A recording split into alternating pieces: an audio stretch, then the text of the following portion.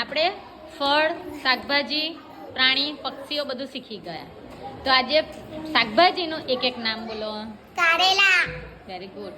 રીંગણ, રીંગણ, બટાકા, બટાકા, ફુલેવર, ફુલેવર,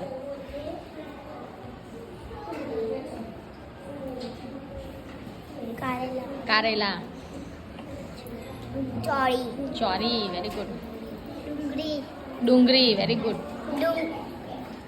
ગાજર, ગાજર, મૂળો, મૂળો, વેરી ગુડ. ટમેટો, ટામેટું, દૂધી, દૂધી, કારેલું, કારેલું આવી ગયું. ગલકા, તુવેરિયો, તુવેર, વટાણા, વટાણા, વેરી ગુડ. રેંગણ, રીંગણ, ટમાટું, ટામેટું આવી ગયું. બીજું કેવું? કંકોડા,